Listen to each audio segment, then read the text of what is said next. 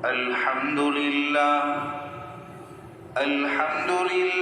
الذي كفى وسلام على عباده الذين اصطفى أما بعد فقد قال الله تبارك وتعالى في القرآن المجيد والفرقان الحميد. أعوذ بالله من الشيطان الرجيم. بسم الله الرحمن الرحيم.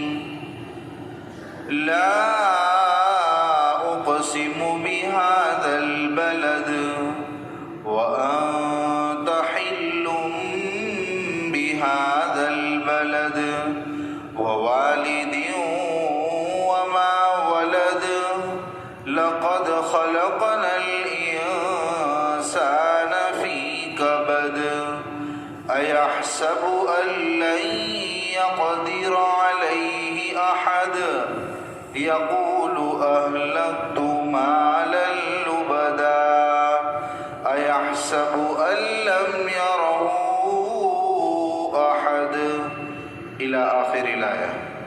صدق اللہ العظیم.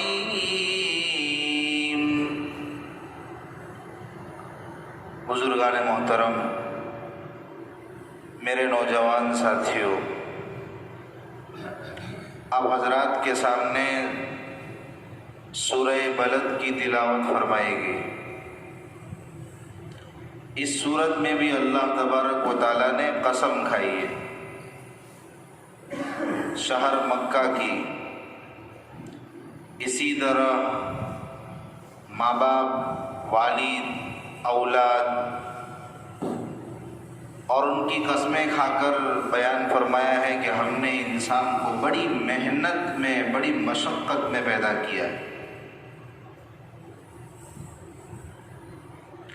ان دونوں قسموں کو جواب قسم، یعنی کہ انسان کو محنت میں، مشقت میں پیدا کیا ہے، کیا مناسبت ہے؟ اس کو ہم سمجھیں اس سے پہلے ہم کچھ آیتوں کا ترجمہ سن لیں. اللہ تبارک و تعالیٰ قرآن کریم میں فرماتا ہے لا اقسم بہذا البلد، میں قسم کھاتا ہوں اس شہر کی، یعنی مکہ کی. وَأَنْتَ حِلٌّ بِهَذَا الْبَلَدِ، اور اس حال میں کہ آپ اس شہر کے اندر مقیم ہیں. وَوَالِدٍ وَمَا وَلَدَ، اور قسم والد کی اور اولاد کی. لَقَدْ خَلَقْنَا الْإِنسَانَ فِي كَبَدٍ، کہ یقیناً ہم نے انسان کو بڑی مشقت میں پیدا فرمایا ہے. اَيَحْسَبُ أَن لَّن يَقْدِرَ عَلَيْهِ أَحَدٌ، کیا وہ یہ گمان کرتا ہے کہ اس پر کسی کا بس نہیں چلتا ہے. يَقُولُ أَهْلَكْتُ مَالًا لُبَدًا، وہ یہ کہتا ہے کہ میں نے ڈھیروں مال خرچ کر ڈالا. أَيَحْسَبُ أَن لَّمْ يَرَهُ أَحَدٌ، کیا یہ وہ گمان کرتا ہے کہ اس کو کوئی دیکھ نہیں رہا ہے. اس صورت کے اندر اللہ نے قسم کھائی شہر مکہ کی. شہر مکہ عظمتوں والا شہر، برکتوں والا شہر، کہ جس شہر کو دیکھنے کے لیے ہم سب کی نگاہیں ترستی ہے. اور اس شہر کے اندر مکین صاحب کون و مکان آقا نامدار جناب محمد الرسول اللہ صلی اللہ علیہ وسلم وہاں رہے ہو تو اس شہر کی عظمت دوبالا ہو جاتی. ایک تو مکہ خود اللہ کا شہر، یہ اس کی فضیلت کے لیے کافی تھا، لیکن اس میں مکین کون ہے کہ حضرت محمد مصطفیٰ صلی اللہ علیہ وسلم وہاں رہے ہیں، تو اس سے اس شہر کی عظمت دو بالا ہو جاتی ہے. تو ایک تو مکہ کی قسم کھائی، اور ایک والد اور اولاد. والد میں ماں باپ بھی آ جائیں گے، اور آدم علیہ السلام بھی مراد ہو سکتے ہیں، اور اولاد سے ان کی پوری ذریت بنی آدم بھی مراد ہو سکتی ہے. وَأَنْتَ حِلٌّ بِهَذَا الْبَلَدِ کے 3 مطلب سمجھیے کہ آپ مقیم ہیں اس شہر میں، تو یہ تو مطلب صاف ہے جو ہم نے ترجمہ کیا کہ اس شہر کی میں قسم کھاتا ہوں کہ جس شہر میں آپ مقیم ہیں۔ اور ایک دوسرا مطلب یہ ہے کہ مکہ وہ شہر ہے کہ جس شہر کے اندر گھاس کاٹنا، جانور کو قتل کرنا بھی اپنے تو اپنے غیر لوگ وہاں کے یہ حلال نہیں سمجھتے تھے اس زمانے میں۔ یعنی ان کا بھی ماننا ایسا تھا کہ بھئی مکہ شہر کے اندر خون خرابہ ناٹ الاؤڈ، مکہ شہر میں کسی پر ظلم نہیں ہوگا۔ زمانہ جاہلیت کے اندر بھی اس کو وہ اتنا ویلیو دیتے تھے، اس کی اتنی اہمیت تھی۔ تو وہ بدبخت لوگ کہ جو اس شہر کے اندر جانور کو قتل کرنا، حتیٰ کہ گھاس کاٹنا تک اس کو حلال نہیں سمجھتے تھے، مسلمان بھی اس کی عظمت کرتے تھے، تو وہ لوگ اللہ کے نبی صلی اللہ علیہ وسلم جو کہ صاحب کائنات ہیں، ان کے قتل کو حلال سمجھنے لگے، ان کی قتل کے در پہ ہو گئے۔ تو ایک ترجمہ وَأَنْتَ حِلٌّ کا یہ بھی ہو سکتا ہے کہ وہ آپ کو حلال سمجھنے لگے اس شہر میں۔ یہ کیسے ہو گیا؟ وہ تو جانور کو بھی حلال نہیں سمجھتے قتل کرنا، تو آپ کو وہ کیسے حلال سمجھنے لگے؟ یعنی آپ سے ایسی کیسی انہوں نے نفرت کر لی اور آپ سے اتنی دشمنی مول لی کہ جس شہر کے اندر قتل کرنے کا تصور نہیں کیا جا سکتا ہے، وہ آپ کو قتل کرنے کے بارے میں منصوبے بنائے اور اس کو حلال سمجھنے لگے۔ تو یہ ایک ترجمہ ہے۔ اور وَأَنْتَ حِلٌّ بِهَذَا الْبَلَدِ کا ایک تیسرا ترجمہ، تیسرا مطلب یہ ہے کہ آپ کے لیے حلال ہے۔ یعنی ایک دن ایسا آئے گا کہ اسلام پھیلے گا، مکہ فتح ہوگا اور اسلام کا بول بالا ہوگا، تو فتح مکہ کے دن آپ کی یہ خصوصیت ہے، آپ کو ایک امتیاز ملے گا کہ شہر مکہ میں الاؤ نہیں ہے، حرم مکہ کے اندر قتل وغیرہ، لیکن آپ کو اس وقت ایک خاص امتیاز ملے گا کہ اس دن آپ کافروں کو قتل بھی کر سکتے ہو۔ تو یہ آپ کو پہلے سے بشارت سنائی دی جا رہی ہے، اور حقیقت میں فتح مکہ کے موقع پر آپ کو یہ اختیار ملا کہ اس شہر کے اندر قتال کرنا اس دن کے لیے حلال ہوگا۔ وَوَالِدٍ وَمَا وَلَدٍ، تو ایک تو ہم نے یہ سمجھا کہ شہر مکہ کے اندر ویسے تو جانوروں پر بھی مصیبت نہیں آ سکتی تھی، انسانوں پر بھی مصیبت کا تصور نہیں تھا، لیکن اللہ کے نبی جو حق کی بات کو لے کر اٹھے تو ان پر مصیبتوں کے پہاڑ ٹوٹے، اور اللہ کے نبی کے ماننے والوں پر بھی حالات آئے، مصیبتیں انہوں نے جھیلی۔ تو کیوں جھیلی؟ آگے اللہ فرما رہے کہ لَقَدْ خَلَقْنَا الْإِنسَانَ فِي كَبَدٍ، ہم نے انسان کو مشقت میں پیدا کیا ہے، تو مشقتیں تو رہنے والی ہیں، رہتی دنیا تک، بلکہ موت کے بعد بھی انسان کے سامنے محنت مشقت والا عمل کسی نہ کسی درجے میں رہنے والا ہے۔ اس کی ایک مثال مکہ کی مثال سے دی، اور دوسری مثال قسم کھا کر وَوَالِدٍ وَمَا وَلَدٍ، کہ ہم دیکھیں نا کہ یہ دنیا کے اندر والد، ماں باپ اور اولاد کا جو سلسلہ ہے، وہ جو پروان چڑھتے ہیں پیدائش سے لے کر بوڑھے ہونے تک، اس دوران کتنے مراحل سے انسان گزرتا ہے۔ اگر ماں باپ ہے تو ان سے آپ پوچھئے کہ بچے کی پیدائش سے لے کر جب وہ پیدا ہوتا ہے تب کتنے پاپڑ بیلنے پڑتے ہیں، ماں کتنی تکلیفیں برداشت کرتی ہے، 9 مہینے پہلے اپنے پیٹ میں بچے کو رکھتی ہے، پھر ولادت کا اپنا ایک الگ درد ہے، موت اور زندگی دونوں کے درمیان میں وہ ہوتی ہے، وہ اس دردوں کو بھی برداشت کرتی ہے۔ تو دیکھو بھئی انسان یہاں بھی مصیبت، پیدا، حمل ٹھہرے، اس دوران کے بعد 9 مہینہ کا عرصہ، یہ بھی تکلیف والا، انسان مصیبت میں ہے، اور اس کے بعد پیدا ہو تب مصیبت، پیدا ہو جانے کے بعد تھوڑا بہت سود بوجھ آ جاوے تو پھر تعلیم کا خرچہ، پھر بڑا ہو جاوے تو شادی کا خرچہ، پھر اس سے بڑا ہو جاوے، بوڑھا ہو جاوے تو پھر نحیف ہو جاوے، ناتواں ہو جاوے تو بیماری کا خرچہ، دوا دارو کا خرچہ، یہاں تک کہ موت آ جاتی ہے، اور موت کے بعد بھی تکلیف تو ختم نہیں ہونے والی، موت کے بعد بھی تکلیف لے گی، قبر کی، حشر کی، حساب کتاب کی۔ تو یہ انسان تو پیدا ہونے سے لے کر جب تک جنت میں نہیں پہنچ جاتا یا اس کا انجام طے نہیں ہو جاتا تب تک مصیبت تو رہنے والی، مشقت رہنے والی، یہ فائنل بات ہے۔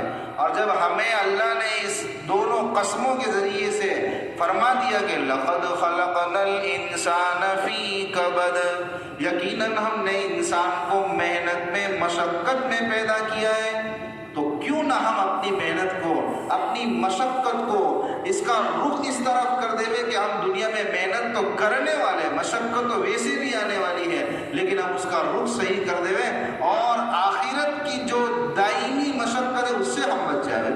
یعنی ہماری دنیا میں محنت، مشقت اس کے پیچھے لگے کہ آخرت کے اندر ہمارے لیے راحت کا سامان ہو جاوے، اس لیے کہ دنیا میں رہتے ہوئے کوئی آدمی کسی راحت کے بارے میں یہ نہیں سوچ سکتا کہ مجھے فلانی راحت نصیب ہو گئی کہ جس میں تکلیف کا کوئی شائبہ نہ ہو۔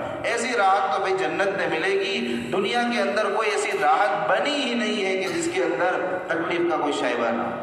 اس لیے ہمیں دنیا میں رہتے ہوئے محنت ویسے بھی کرنی ہے تو ہم اپنی محنت کا رخ صحیح کریں۔ پھر اللہ تبارک و تعالیٰ آگے غافل انسان، دنیا میں رہتے ہوئے جو آخرت سے غافل ہو گیا ہے، اسی طرح آخرت کا منکر ہے، آخرت کو مانتا ہی نہیں ہے، وہ لاپرواہ ہو چکا ہے، اس کو کوئی پرواہ نہیں ہے، وہ اپنی ذات کو اللہ کی قدرت سے خارج سمجھتا ہے کہ بھی میرے پر کسی کا بس نہیں چلتا، میں اپنی منمانی زندگی گزاروں گا، مجھے کون روکنے والا، مجھے کون ٹوکنے والا۔ تو اللہ تبارک و تعالیٰ ان کی غفلت کا پردہ چاک کر رہے ہیں۔ اَيَحْسَبُ أَن لَّن يَقْدِرَ عَلَيْهِ أَحَدٌ، اے غافل انسان، اے آخرت کے منکر انسان، کیا تو یہ سمجھتا ہے کہ تیرے پر کسی کا بس نہیں چلتا ہے؟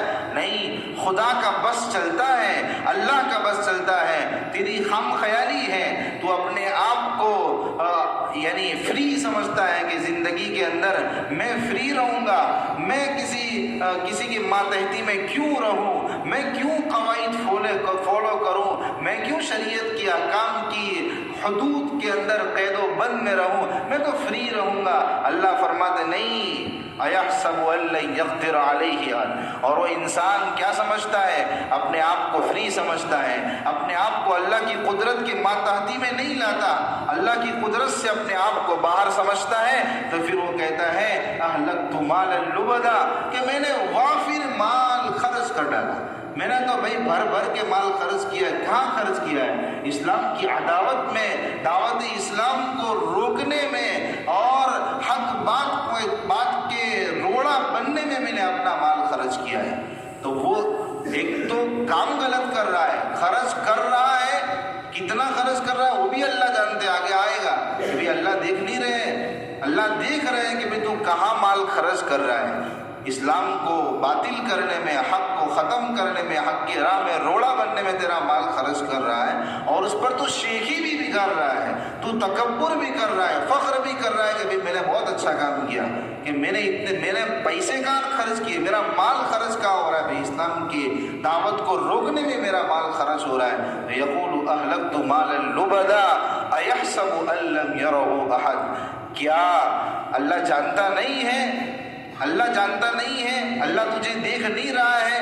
اللہ دیکھ رہا ہے، اللہ بینا ہے۔ پھر فرمایا الم نجعل له عینین ولسانا وشفتین، کیا ہم نے اس کو، اس غافل انسان کو، آخرت کے منکر انسان کو دو آنکھیں نہیں دی، زبان نہیں دی، اور دو ہونٹ نہیں دیے؟ اس کا ترجمہ بھی ہے الم نجعل له عینین ولسانا وشفتین، یعنی جو اللہ نے آنکھیں دی، جو اللہ نے زبان دی، جو اللہ نے ہونٹ دیے، تو کیا وہ اللہ اس کے اعمال کے سلسلے میں اندھا تھوڑی ہے؟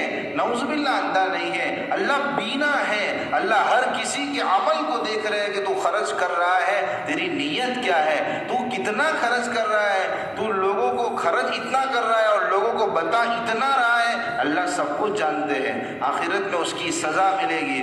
اور ایک مطلب یہ بھی سمجھیے الم نجعل لہ عینین، ایک تو اللہ تبارک و تعالیٰ نے انسان کو جو مصیبت میں رکھا، مشقت میں رکھا، اس کا تقاضا یہ تھا کہ انسان اپنے آپ کو عاجز بنا کر زندگی گزارتا، اپنے آپ کو چھوٹا بنا کر زندگی گزارتا، تواضع والی زندگی گزارتا، اکڑ والی زندگی نہ گزارتا، اپنے آپ کو قدرت سے باہر نہ سمجھتا، فری والی زندگی نہ گزارتا۔ اور اسی طرح اللہ تبارک و تعالیٰ نے دوسرا انعامات کے ذریعے سے بھی ہمیں اس بات کا پابند بنایا ہے کہ بھئی اللہ نے تمہارے وجود میں تم غور تو کرو، تمہارے جسم میں تم غور تو کرو، اللہ نے تمہیں اعضاء کیسے دیے ہیں ان میں غور کرو، اللہ کی قدرت سمجھ میں آ جائے گی۔ تم کبھی سوچو گے بھی نہیں کہ فری زندگی گزارو، تم کبھی قدرت سے خارج ہونے کے بارے میں تصور بھی نہیں کرو گے۔ کیا اللہ نے نعمتیں دی؟ کیا ہم نے تم کو زبان نہیں دی؟ کیا ہم نے تم کو ہونٹ نہیں دیے؟ کیا ہم نے تم کو آنکھیں نہیں دی؟ آنکھیں میں غور تو کرو کتنا نازک عضو ہے، اور اللہ نے جس اس آنکھ کی حفاظت کے لیے غیب سے انتظام بھی کیسا فرمایا کہ پردے دیے۔ سامنے سے کوئی تکلیف والی چیز آ رہی ہے، آنکھیں بند ہو جاتی ہے، پردے بند ہو جاتے ہیں۔ یعنی انسان اللہ کو ایک تو آنکھ جیسی عظیم الشان نعمت دے، پھر اس کی حفاظت کے لیے پردوں کا انتظام بھی کرے۔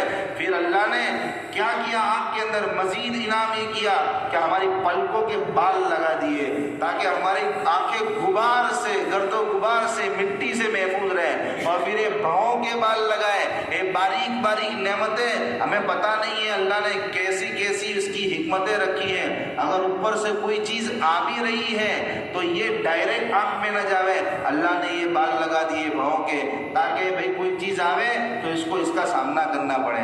اور اللہ نے آنکھ کو ایسے چہرے میں کیسی جگہ پہ فٹ کیا، اس میں غور کرو میرے بھائیوں۔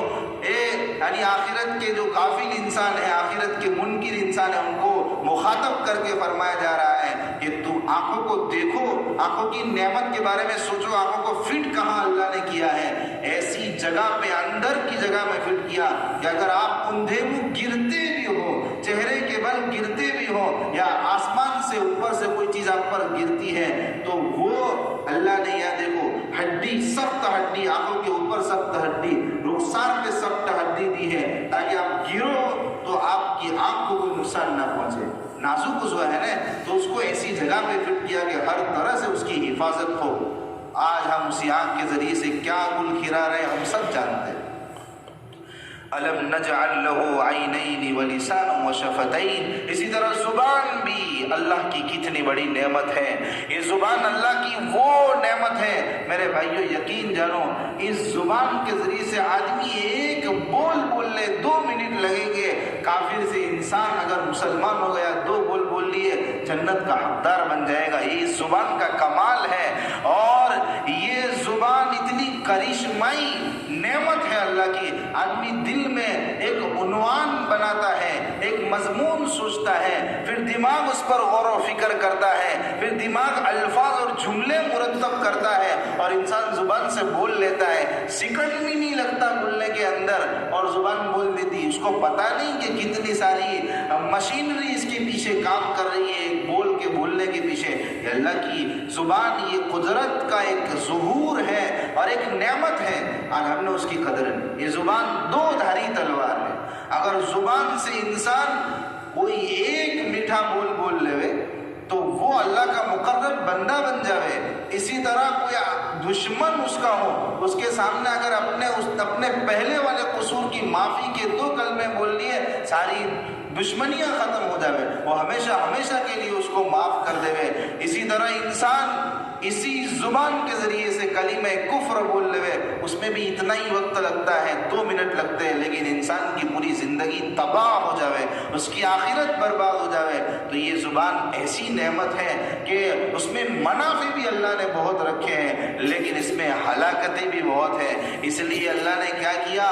2 ہونٹ دیے، شفتین دیے، ہونٹ دیے کہ اس 2 دھاری تلوار کو جہاں چاہو مت نکال لو، بلکہ ہونٹوں کے میان میں رکھو۔ کہاں رکھو؟ ہونٹوں کے میان میں رکھو، اور سوچ سمجھ کر زبان کو استعمال کرو، ورنہ یہ تلوار کی دھاریں نا بہت تیز ہے، کبھی کبھی یہ آپ کو دشمن کا محبوب بھی بنا دے گی، کبھی کبھی دشمن پر وار بھی کر دے گی، لیکن کبھی کبھی تمہارا سر بھی اس سے قلم ہو جائے گا۔ اس لیے اللہ نے یہ ہونٹ دیے تاکہ زبان ہے نا ہر وقت نکلے نہیں، اس کو مستور بنایا ہے، زبان کو اندر رکھا۔ اگر باہر ہی رکھا ہوا ہوتا، ہونٹ نہ دیے ہوتے تو یہ تو پڑ پڑ پڑ بولی کرتی اور پتہ نہیں انسان کی زندگی برباد ہو جاتی۔ وَهَدَيْنَاهُ النَّجْدَيْنِ، اور ہم نے اس کو دو چڑھائیاں دکھائی۔ اللہ تبارک و تعالیٰ نے دو راہیں دکھائی، خیر کی راہ، شر کی راہ۔ انسان پر ڈیپینڈ کرتا ہے کہ اب وہ اس کے اندر ایسی استعداد اللہ نے دی ہے کہ وہ خیر والی لائن کو اختیار کرے، اپنی آخرت کو سنوار لے، اور اگر شر والی لائن کو اختیار کرتا ہے تو اپنی عاقبت کو برباد کرے گا۔ فَلَقْتَحَمَ الْعَقَبَةَ، لیکن وہ غافل انسان، وہ آخرت کا منکر انسان، اس کے سامنے دو راہیں اللہ نے دی تھی اور انبیاء بھیجے، کتابیں بھی نازل فرمائی، اور خود اس کے اندر ایک ایسی صلاحیت استعداد دی کہ جس کے بلبوتے پر وہ راہ حق کو سمجھ سکتا تھا، لیکن وہ عقبہ میں، وہ سچائی والی گھاٹی میں داخل نہیں ہوا۔ تو کہاں داخل ہوا؟ اس کو پتہ ہی نہیں سچائی والی گھاٹی کیا ہے۔ وَمَا أَدْرَاكَ مَا الْعَقَبَةُ، بھئی گھاٹی کیا ہے آپ کو معلوم ہے؟ اللہ فرماتے فَكُّ رَقَبَةٍ أَوْ إِطْعَامٌ فِي يَوْمٍ ذِي مَسْغَبَةٍ، کیا ہے؟ غلامی سے آزاد کرنا، کسی انسان کو زندگی دینا، کسی کو اپنا محکوم بنا کر، غلام بنا کر، نوکر بنا کر رکھنا نہیں۔ پہلے زمانے میں غلام ہوا کرتے تھے تو بھئی یہ بہت بڑا دل گردے والا کام ہوتا تھا اس زمانے میں۔ نفس پر اس عمل کو کرنے میں بہت بڑا بوجھ پڑتا ہے کہ بھئی کسی کو ہم آزاد کر دیں، تو بھئی کسی کو زندگی دو، یہ کمال ہے، یہ عمل ہے۔ اور مال کا نشہ اگر ہم کو ہے، مال کا غرور ہے تو ہم من چاہی جی چاہی زندگی گزارے، یہ مال کا حق نہیں ہے، بلکہ کیا ہے؟ او اطعام فی یوم ذی مسغبہ، یتیم غریبوں کو کھلاؤ۔ ایک تو بھوکوں کو کھلانا یہ بہت بڑی سعادت کی بات ہے، ثواب کی بات ہے، لیکن اس کے اندر اگر بھوکا کوئی یتیم ہے اور یتیم میں بھی تمہارا رشتہ دار ہے، اس کو آپ کھانا کھلا رہے ہیں تو یہ بہت بڑا خیر کا کام آپ کر رہے ہیں۔ یہ کرنے والے کا مال کو یہاں پہ صرف کرو۔ اسی طرح اگر آپ کے گھر میں کوئی یتیم رشتہ دار نہیں ہے تو کوئی بیچارہ اتنا مسکین ہے کہ وہ مسکین دامت رہا، خاک پوش، مٹی سے مل گیا ہے، بالکل یعنی انتہائی مفلس اور غریب محتاج شخص، فقیر شخص ہے، آپ اس کی ہیلپ کرو، اس کو کھانا کھلاؤ، تو یہ کام کرنے والے ہیں جو نفس پر بوجھ بھی پڑتے ہیں۔ یعنی گھاٹی کے ساتھ اس کی مثال دی کہ بھئی گھاٹی پہاڑی جو ہوتی ہے نا، اس کے جو دو راستے، کبھی کبھی تو ایسا راستہ ہوتا ہے کہ وہ تنگ دامن راستہ ہوتا ہے کہ اس کو پار کرنا کے لیے دشوار پڑتا ہے، کبھی اوپر سے کوئی پتھر نہ آئے، تو یہ اتنا سخت کام ہے، یہ آسان کام نہیں ہے، ہر انسان کے بس کی بات نہیں ہے۔